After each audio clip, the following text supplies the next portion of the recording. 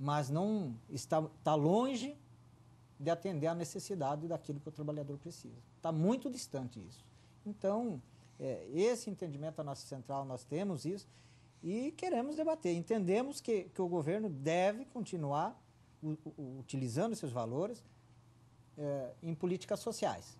E outra coisa, inclusive tem empresários que pegam, né, esses valores em empréstimos para tocar os seus projetos, né?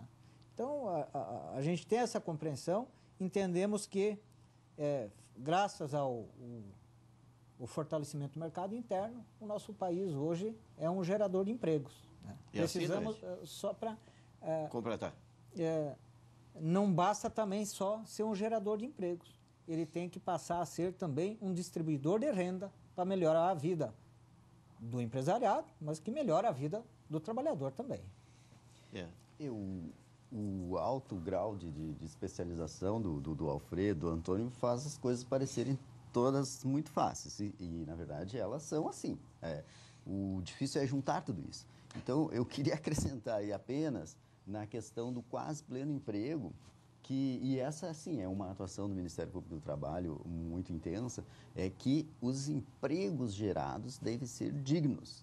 E o Brasil tem problema sério com o trabalho quase escravo, né? Vamos usar o termo trabalho escravo, mas são aquele trabalho degradante, em condições completamente nocivas e impróprias.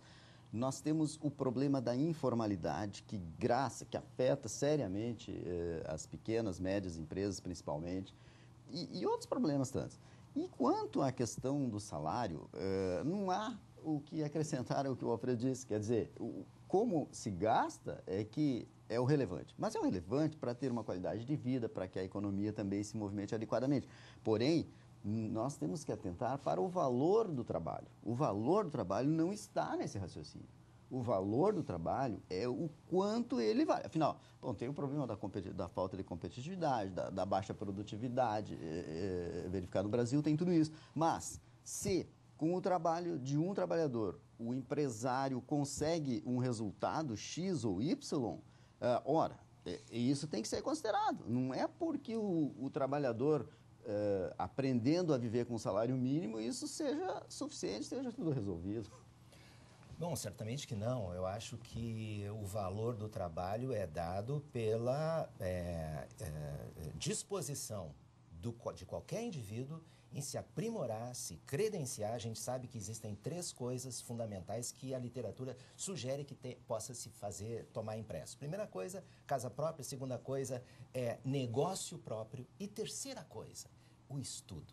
Eu acho que o valor de trabalho se dá através do seu individualismo, da busca por seu credenciamento, da busca pelo esforço de estudar. Aí, segundo o IBGE, existe uma relação entre aumentos de ganho salarial e anos de estudo.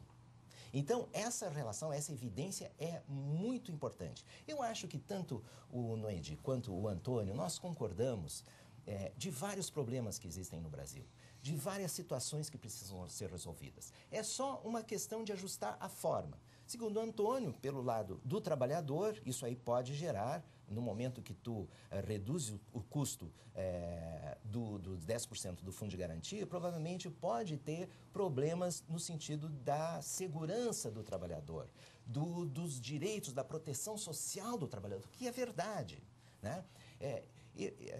Na realidade, o que a gente precisa, eu como economista, eu tenho uma visão ampla, né, de todos esses problemas de reforma tributária, de carga tributária, de pressão fiscal, porque, na realidade, se tu pegar a carga tributária brasileira, não é tão grande assim, 36% do PIB, 36% tem os Estados Unidos, muito mais nós temos na Europa, que está agora reduzindo a carga tributária, mas esse não é o principal problema. O problema é a nossa renda per capita, que é uma das piores do mundo, é $7.000 ao ano, enquanto que outros países, mesmo em crise, estão com 25, com $30.000 ao ano. Então, significa que nós temos uma carga tributária muito elevada por uma renda diminuta. E pior, por uma fragilidade grande da classe média. Mesmo que a classe média tenha crescido no Brasil e que tenha servido de demanda para crescer o Brasil, para desenvolver o Brasil, ela é muito vulnerável, segundo como diz o Antônio, certamente. E o valor de trabalho, eu acho que, segundo o Noedi, eu acho que tem que ser visualizado pelo governo. O governo não deve regular a produtividade da empresa. Ele deve, através dos instrumentos de política fiscal, de política monetária, ajudar as empresas a se desenvolver. E eu sugiro que, além disso, o empresário se dê conta que o trabalhador é um parceiro dele.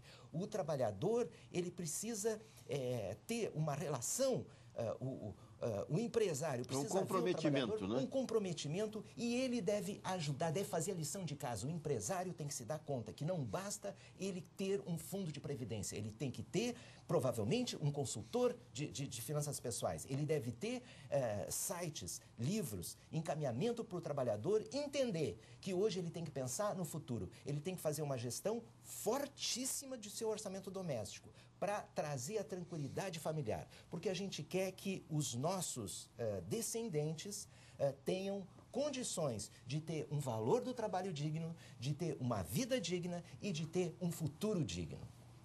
Nós estamos chegando ao final do Democracia de hoje. Temos 2 minutos para cada um dos nossos convidados. O Dr. Noedi já está convidado para um próximo programa aqui, porque ele tem muito a dizer a todos nós, principalmente pela atuação do Ministério Público do Trabalho e pela opinião pessoal, que é um homem experiente, inteligente, preparado, e por isso ele começa aqui com os 2 minutos de encerramento. Dr. Noedi.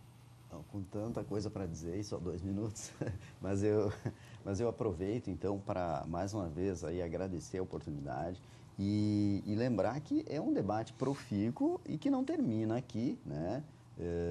Muito pelo contrário, as modestas contribuições que a gente possa dar aqui se inserem num contexto muito maior.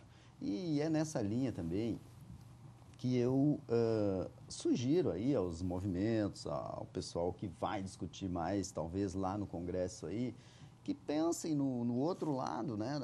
A proteção social que o professor Alfredo aqui fala é exatamente algo que falta muito no país. Então, por exemplo, se hoje nós estamos discutindo um projeto de 2007, que finalmente está se encaminhando para o final, nós temos o artigo 7º, inciso 1º da Constituição, que está em vigor desde 1988 e que garante ao trabalhador relação de emprego protegida contra a despedida imotivada. E até hoje não foi regulamentado. E talvez se passem mais 20 anos ainda, mas é um debate que nós temos que retomar. Porque são garantias sociais, não estamos falando mais em imutabilidade, em relações imutáveis de trabalho. Não se trata disso, se trata de proteção social, de alguma garantia. Se esse é o modelo que nós queremos, nós não podemos esquecê-lo agora quando se fala em crise, quando se fala em flexibilizar mais as relações de trabalho. E quanto ao mais, aí eu acredito que nós temos aí boas premissas para, com essa pequena desoneração aí do trabalho, se possa haver novos investimentos e tal por parte do empresariado. E se houver, que seja na geração de empregos e que seja na geração de empregos dignos, postos de trabalho dignos. E ainda retomo a questão do simples trabalhista. Nós estamos bastante atentos a esse movimento, porque, no nosso entender, o simples trabalhista, atualmente em estágio avançado de debate na Câmara dos Deputados, ela cria, como o Batista Filho referiu com muita propriedade, uma subclasse de trabalhadores de modo completamente injustificado, seja do ponto de vista do direito, da Constituição brasileira, que assegura tratamento isonômico, seja do ponto de vista da própria economia, que nos diz que a maioria dos empregos hoje estão nessas empresas aí. Obrigado. Muito obrigado, doutor Noedi Rodrigues da Silva, procurador do Trabalho, representando o Ministério Público do Trabalho aqui no nosso Democracia hoje. Antônio Guentzel. Bom, eu quero aqui agradecer pelo convite, né? E quero dizer o seguinte, esse é um tema que, por certo, ainda vai se ouvir muitas manifestações, né? Muitas pessoas se manifestando sobre isso. Acho que o governo deve ter né, continuar investindo em políticas sociais que beneficiem o conjunto dos trabalhadores. Acho também que os empresários, e aí o que eu gostaria de colocar aqui, na eventual retirada desse percentual, se pensa em repassar algum valor de valorização da mão de obra, né, valorização do trabalhador. Isso é tudo uma questão a ser pensado. E quando se fala também, se falou aqui no programa hoje, a questão de geração de emprego, nós temos um outro tema que também é debatido dentro do Congresso e que a gente não consegue avançar, por exemplo, né, que é a questão da redução da jornada de trabalho, nem tanto, né, pela geração de emprego, mas nós também falando sobre saúde do trabalhador, que seria um outro tema que a gente poderia abordar. Então, nós temos milhares e milhares de trabalhadores com problema de saúde devido à extensão das jornadas de trabalho. Então, temos vários assuntos que a gente poderia debater aqui, né, e que a gente pode, com certeza, né, a nossa central, a CUT, está à disposição, sempre que necessário, para vir aqui e trazer o esclarecimento, fazer o debate. Muito obrigado, Antônio Guentzel, diretor executivo da CUT do Rio Grande do Sul, pela participação no nosso programa.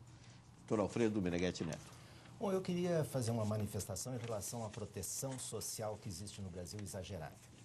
Acho que é oportuno essa discussão no sentido de encaminhar um enxugamento desse exagero da proteção social. Acho que o trabalhador precisa ser incentivado a se tornar um parceiro do empresário. O empresário precisa, sim, ter benefícios, ter incentivos fiscais. Entretanto, ter alguém, uma inteligência a monitorar esses incentivos fiscais. Não pode ser dado incentivo fiscal sem saber qual é a repercussão na economia. Efetivamente, há necessidade dos tribunais de contas da União, da Controladoria Geral da União, monitorar cada benefício fiscal, porque tu sabes que no Rio Grande do Sul nós chegamos a 36% do ICMS potencial que é dado de benefício fiscal. E que pior, não é monitorado, não é controlado, não é fiscalizado o efeito que isso aí está gerando na economia. Então, o empresário tem o seu lado também. Eu acho que o trabalhador precisa ter também determinados cuidados em relação a não ter uma proteção social exagerada. Vou dar o exemplo da fábrica Lifeng na China, que eu tenho um vídeo que eu discuto em aula, que eu sou professor da PUC, e lá em aula a gente discute essa fábrica Lifeng, que ali o trabalhador praticamente não tem proteção social alguma. Ele ganha $72 ao mês. Ele mora na fábrica. Ele, ao ganhar $72 ao mês, ele paga inclusive a sua refeição. E, na realidade, isso é um exagero. As calças jeans são vendidas a $4 na China. Bom, de certa forma, eu acho que a gente tem vamos dizer assim, uma satisfação muito grande participar daqui. Eu te agradeço a tua produção, Batista. Para mim foi uma honra estar do lado do Noedi e também do Antônio participar desse evento. Muito obrigado. Obrigado, Alfredo Meneghetti Neto.